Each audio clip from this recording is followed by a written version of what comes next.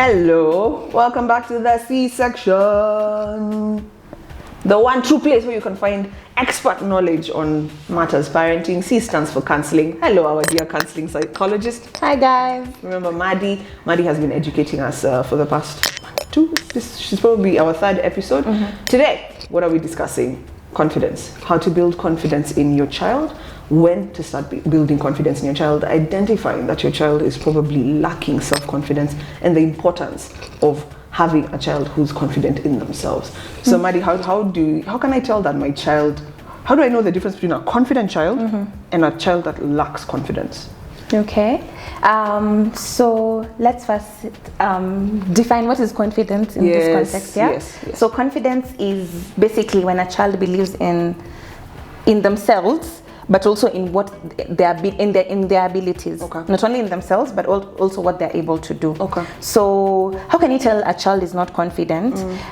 You can tell even from their body, from their posture, their body language. They can be a bit, withheld and, maybe shoulders. What do you call this thing? When they're hunched. Yes, hunched shoulders. Yeah. But you can also tell from a child who doesn't take initiative. Okay. Yeah. So if there's an opportunity to do something, the child doesn't necessarily offer themselves to do anything. How about in instances where, for example, you go to meet new people, you've gone out and a child doesn't want to say hi to people? Is that confidence, or it's just, they're not used to the person? No, that could be a very confident child, but they're not used to the person. Okay. Yeah. Okay. So it's not extroversion.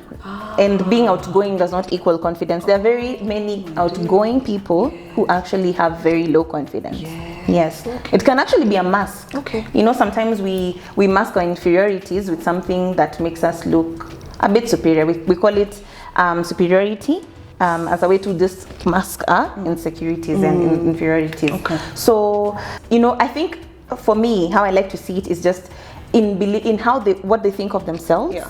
And that will also show how they treat themselves and how they let other people treat them. Yeah. But also what they think of their abilities. Okay. Do they shash it down, and not because they're humble, but because they actually don't believe it? That is one way that we can think. So how do I recognize a confident child?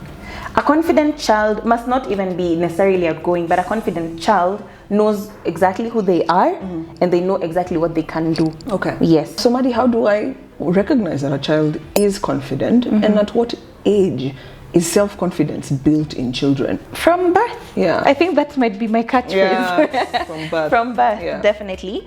But I think when you can see your child taking initiative to do something, even though it means walking, whether it's them, trying to honestly do anything. Yeah. When you can tell a child who's lacking confidence, even in the little things they're supposed to do. Yeah. So literally from birth, that's when you start building their confidence. Okay. Yes. So as you said, walking, crawling, like their milestones. Wow, I didn't know milestones are also built from confidence. Yeah. Because they believe in themselves and they know that they can do it. Okay. And they know that they feel safe enough. Okay. Yeah. So confidence has an aspect of safety and stuff like that. Yeah. Right. Yeah. Okay, so tell me, how do we improve our children's self-confidence? Okay. What do we do as parents? What we can do as parents is love them.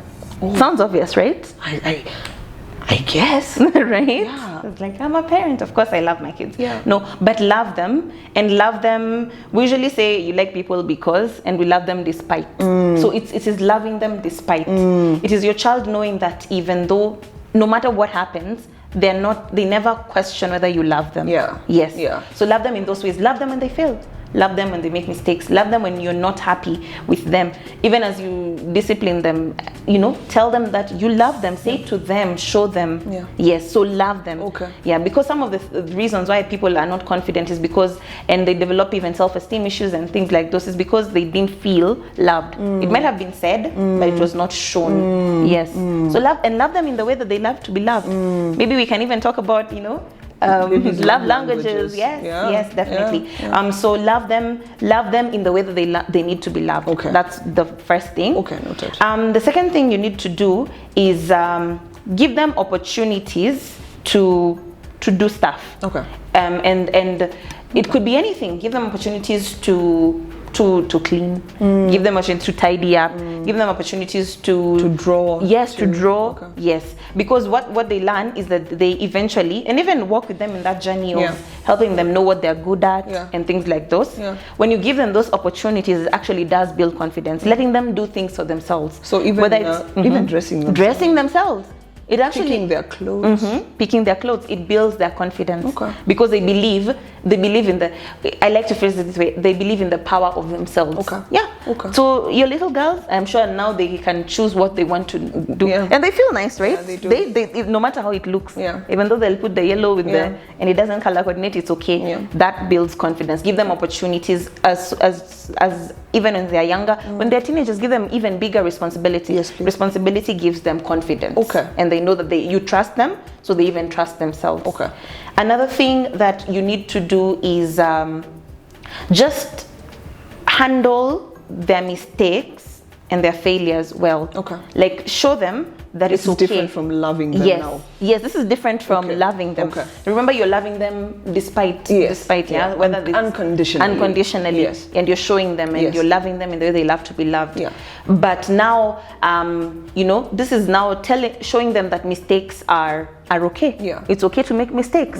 If it means actually showing them how, you share your own mistakes and how you've grown from your mistakes, let them know, because some of the things that make children not have confidence is because when they feel like they're a failure or because they've made a mistake, and next time they're not confident enough to try again. If they fall from their background, be like, I told you. Yeah. Let them learn from that mistake. Yeah. The most important thing is not to condone mistakes and let them, it's okay, you made a mistake. Okay, no. Yeah. It's for you to make sure that they're learning from the mistake and knowing that the mistake is not wrong as long as we learn from it. Okay. Because that is the way that they grow. Okay. And they not only grow in their knowledge but also in their confidence. Okay. But also allowing them to fail.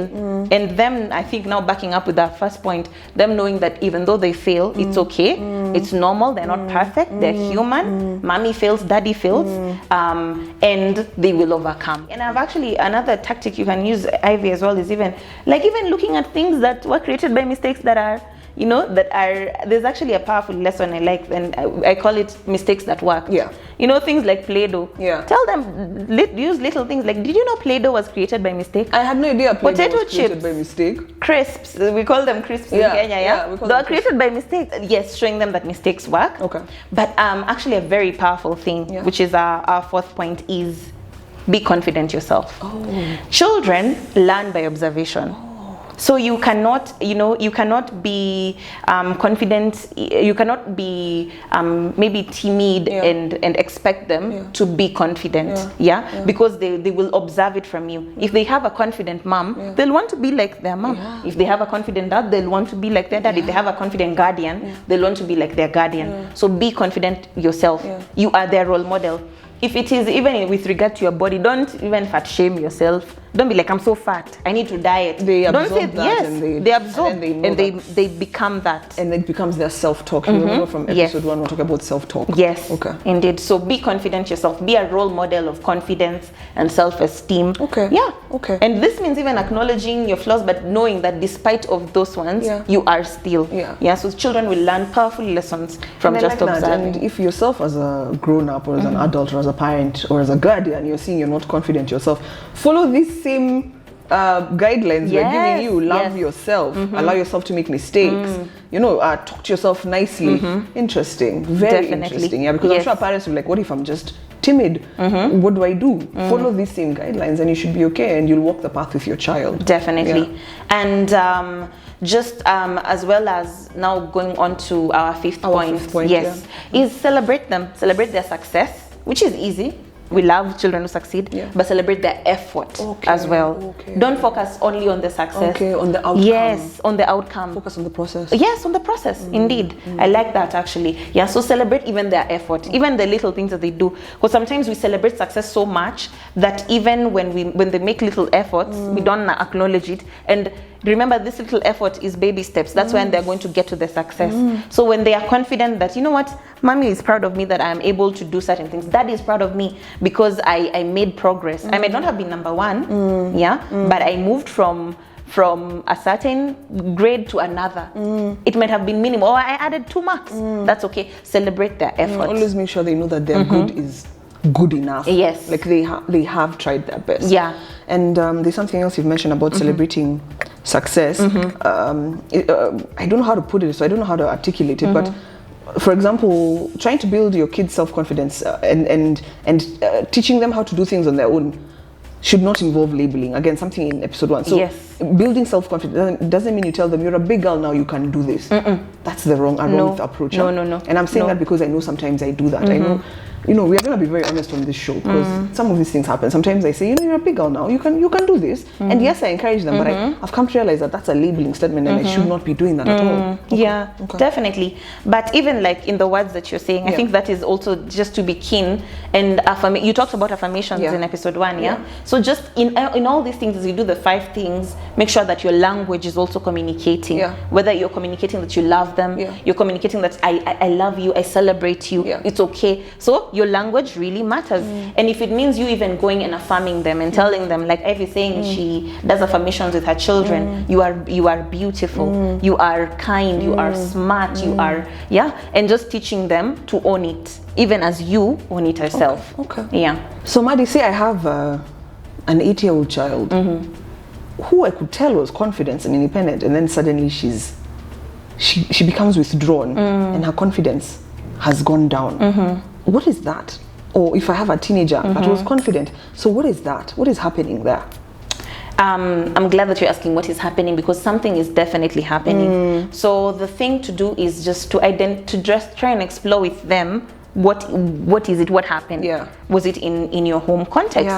Was it at school? Because things you could be working on your child, and then they go to school, and then something is happening. So the moment you identify, the moment you identify, then just try and create. And remember, I think even as we go through this episode, we're just learning that it's important, that relationship is important, because it allows for conversations to happen. A good relationship with your child. So just try and find out what happened. Was it a failure? What is going on in school? Like really explore. They may not tell you immediately, but like really explore what's going on at home. How did you feel?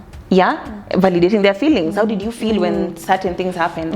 And just try and identify that, and then now kind of work around the scenario that happened. If it's the 8-year-old, if it was at school and someone told them something, then work on it. And let them see the truth. Is that the truth? No, this is who you truly are. Affirm them and things like those. And I don't know where I was reading something where we were saying, in such a scenario, if you notice there's something wrong, that is not the time to tell your child or ask them what is wrong with you. You're supposed to say, walk me through what happened. All right. What happened? Because something happened. Something happened. Maybe it's something that we're going to talk about at a later episode, whether it was trauma or something like that. Guys, as usual, like this video if you found it valuable. Leave a comment. I love engaging with you. So does Maddie. Share widely. Let's spread the knowledge. Building generational wealth is not only building money type of wealth, but also knowledge type of wealth. So help me build this wealth for young parents, and we'll talk later. Bye, guys.